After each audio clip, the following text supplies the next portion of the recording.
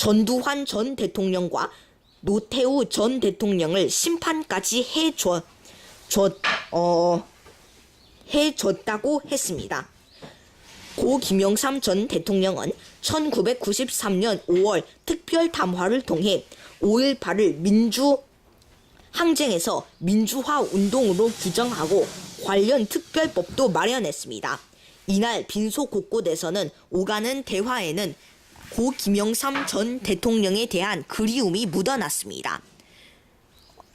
영원한 고 김영삼 전 대통령 비서실장으로 통하는 김기수 전 청와대 비서실장은 평소 등산을 즐기던 고 김영삼 전 대통령과 백두산을 가기로 했었는데 라고 했습니다.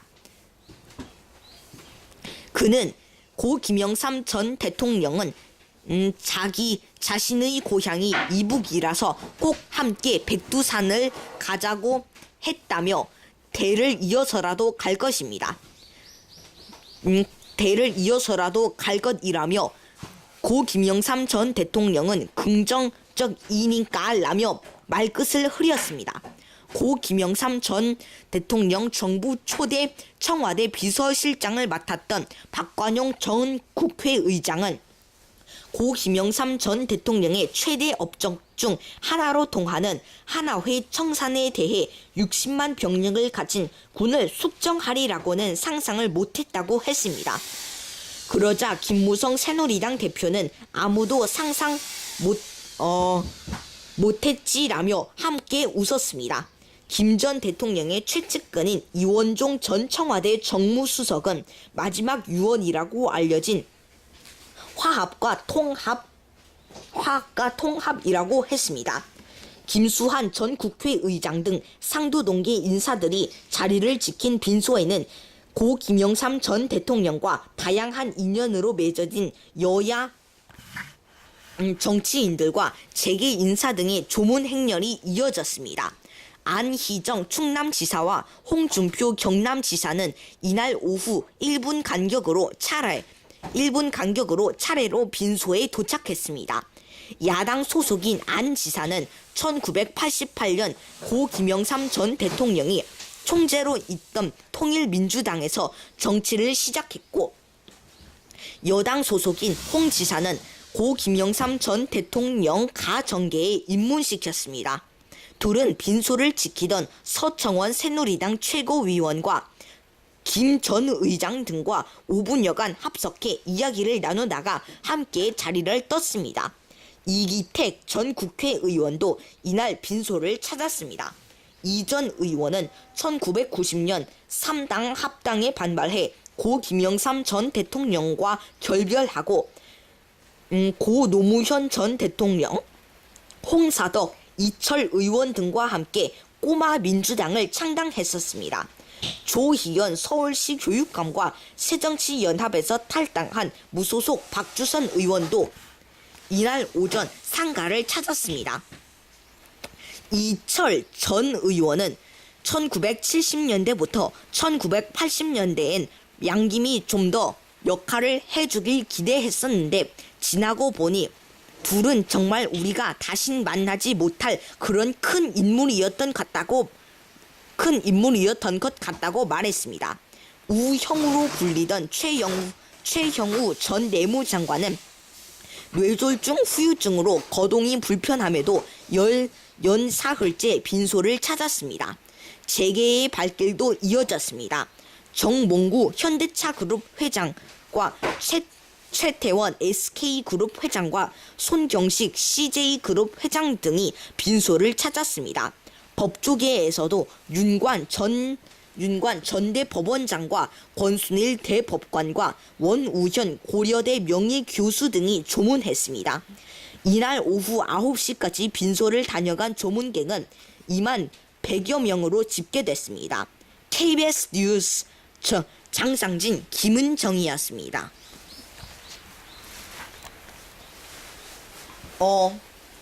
네. 이런 5.18 유족들이 와가지고 이렇게 하고 있는데 과연 전두환 전 대통령이 사망 서거를 했을 때에는 이런 유족들이 찾아오지도 않을 것 같습니다. 그렇고요.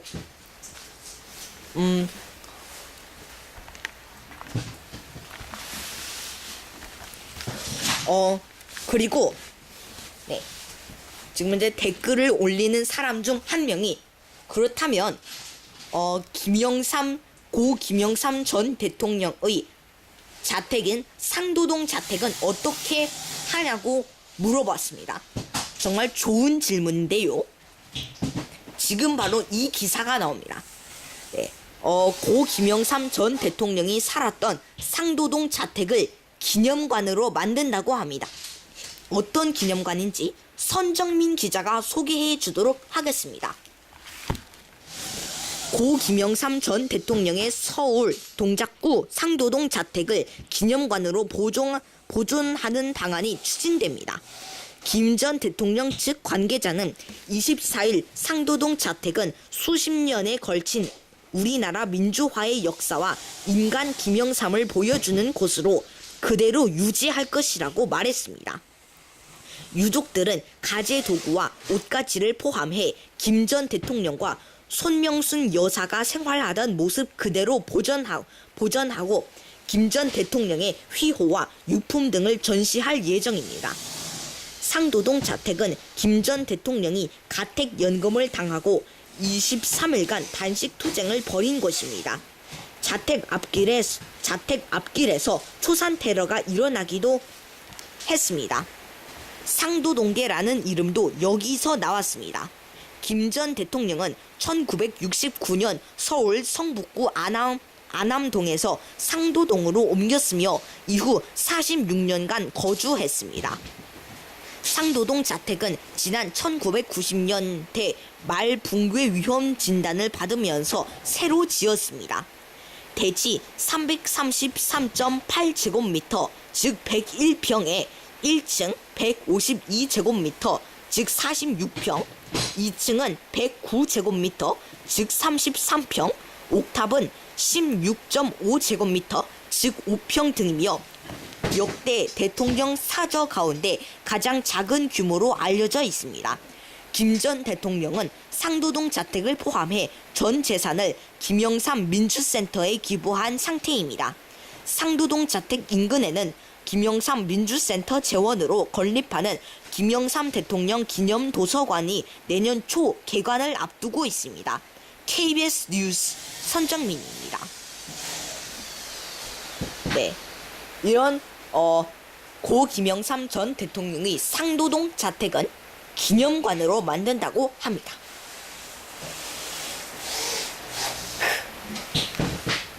네. 고 김영삼 전 대통령과 악연인 전두환 전 대통령이 국가장에 참석할지 의문이 들고 있습니다. 양승식 기자가 보도합니다. 김영삼 전 대통령의 빈소가 마련된 지 사흘째인 24일 서울대병원 장례식장에는 수많은 정재계 인사가 찾아왔지만 전두환 전 대통령 모습은 찾아볼 수 없었습니다. 전 대통령의 측근인 민정기 전 청와대 비서관은 본지 통화에서 빈소에 조문할지 그렇다면 언제 찾을지 아직 별다른 말이 없다며 전 대통령이 고령인데다 날도 추운 탓에 가벼운 감기 증세가 있어 외부 활동을 하기 어려운 점이 있다고 했습니다. 조문 기간이 사실상 하루밖에 남지 않았지만 조문 여부도 결정 못했다는 말입니다. 전 대통령은 지난 2009년 8월 김대중 전 대통령 서거 당시엔 빈소가 마련된 바로 다음날 조문했고 국장에도 참여했습니다. 전 대통령은 고 김영삼 전 대통령 장례위원회 고문에도 이름을 올렸지만 국가장 참석 여부는 불투명한 상태입니다. 전 대통령 측은 형식적으로 고문에 이름을 올린 것으로 알고 우리와 사전 협의는 없었다며 초대장이 도착해야 국가장 참석도 생각해 보는 건데 아직은 결정된 바 없다고 했습니다. 정치권에서는 전 대통령이 고 김영삼 전 대통령 조문에 소극적인 것은 두 사람의 끝없는 악연 때문이라는 말이 나왔습니다. 전 전 대통령은 1980년 권력을 잡은 직후 고 김영삼 전 대통령을 가택연금했고, 고 김영삼 전 대통령은 1983년 23일간 목숨을 건 단식 투쟁을 벌였습니다. 대통령이 된 뒤인 1995년에는 거꾸로 고 김영삼 전 대통령이 역사 바로 세우기를 명분으로 전 대통령을 구속하기도 했습니다. 고 김영삼 전 대통령은 지난 2010년 이명박 당시 대통령이 청와대로 자신과 전두환 전 대통령을 함께 초대하자 전두환이는 왜 불렀냐며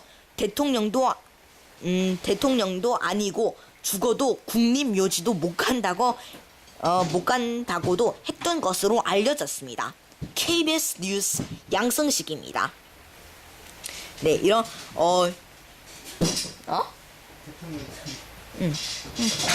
네, 이런 고 김영삼 전 대통령이 전두환 전 대통령을 아주 싫어하는 것 같습니다. 왜냐하면 전두환 전 대통령이 5.18 민주화 운동을 일으키게 했고,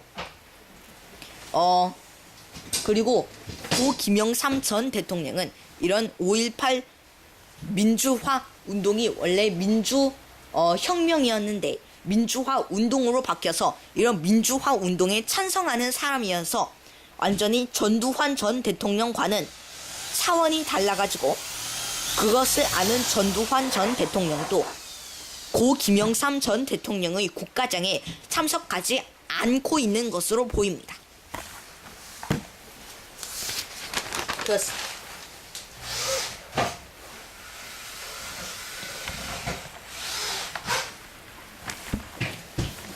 네, 밀어붙이는 박원순 서울시장입니다. 청계천 같은 대선용의 업적을 쌓기 한다는 말이 나오고 있습니다. 홍준기 기자가 보도합니다. 서울역 고가 공원화 사업은 이른바 박원순표 정책 가운데 하나입니다. 박 시장은 지난해 9월 미국 뉴욕 출장 때 뉴욕 하이라인 파크를 거론하며 서울역 고가를 공원화하겠다고 발표했습니다. 그 후 이 사업은 서울역 7017 프로젝트라는 이름으로 추진됐습니다. 1970년에 준공된 서울역 고가를 공원화해 2017년에 완공한다는 계획입니다. 고가 공원화가 마무리되는 해가 차기 대선이 치러지는 해여서 뒷말이 나왔습니다. 과거 이명박 전 대통령이 서울시장 시절 청계천 개발을 발판 삼아 2007년 대선에서 승리했던 것처럼 박 시장도 서울역 고가 공원을 눈에 띄는 자신의 대표적 업적으로 삼으려 한다는 것이었습니다. 박 시장은 2011년 10월 서울시장 재보선에서 당선된 이후 2014년 재선에 성공했습니다. 그러나 야권 지지층에서까지 박 시장이 4년 넘는 재임 기간 동안 뚜렷한 업적을 남기지 못한 것 아니냐는 말이 나옵니다. 박 시장 측은 과거 서울시장들처럼 보여주기 위한 전시 행정보다 실제 서울 시민의 삶과 직결된 문제에 집중해왔기 때문이라고 반박하고 있습니다. 그랬던 박 시장이 서울역 고가 공원 건설을 밀어붙이고 나선 것입니다. 이뿐만이 아닙니다. 박 시장은 최근 들어 부쩍 업적 쌓기용이라는 말을 듣는 정책들을 추진하고 있습니다. 지난 5일엔 보건복지부와 충돌을 빚어가면서까지 2020년까지 5년간 매년 저소득층 및 취업 청년 3,000명을 뽑아 월 50만 원씩의 최소 사회참여 활동비 이하 활동비를 지원하겠다는 내용의 청년 수당을 신설하겠다고 발표했습니다. 최근엔 문재인 새정치민주연합 대표가 이 정책에 힘을 합치겠다고 밝힌 바 있습니다. 박 시장은 지난달 7일부터 25일간 서울 시내 99곳의 노동, 산업 현장을 찾아다니며 일자리 대장정을 진행했습니다. 일각에서 선거 유세 같다는 말이 나왔습니다. 박 시장은 13년간 써온 서울의 도시 브랜드인 하이 서울을 아이 서울 유라고 변경했습니다. 여론조사에선 바뀐 도시 브랜드의 부정적인 의견이 54.7%, 긍정적이라는 반응이 11.9%로 나왔습니다. 박 시장은 그간 소통과 대화를 자신의 최대 강점으로 내세워왔습니다. 서울시는 남대문 시장 상인 주민 등 서울역 고가공원화에 이해관계가 있는 이들과 550회 협의를 가졌다고 밝혔지만 상당수 관계자는 충분한 의견 수렴이 이루어지지 않고 있다고 반박하고 있습니다. KBS 뉴스 홍준기입니다. 네, 이렇게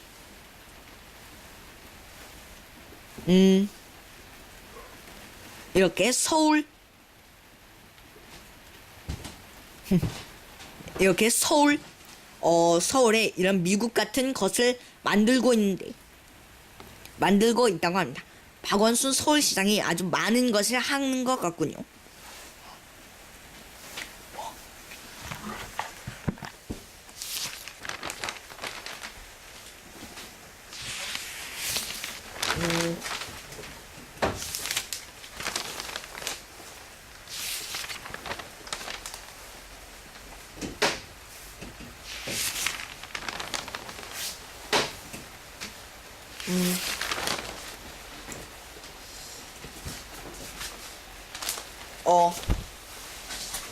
오늘 뉴스 브리핑은 여기까지입니다. 네, 지금까지 한기등 금동현 기자였습니다. 오늘 뉴스 브리핑은 여기서 마치도록 하겠습니다. 지금까지 진행의 금동현 아나운서였습니다.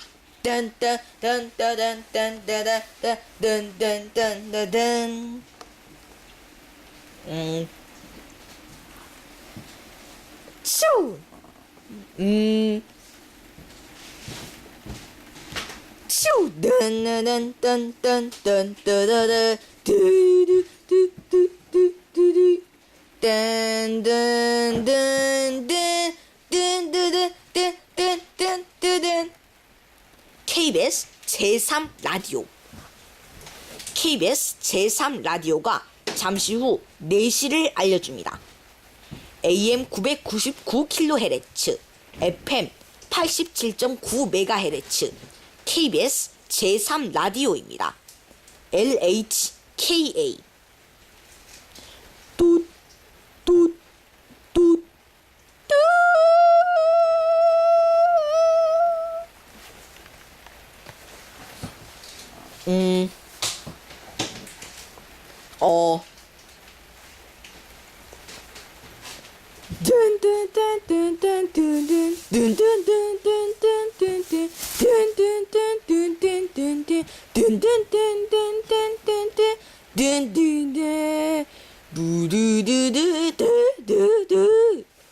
KBS 제3라디오.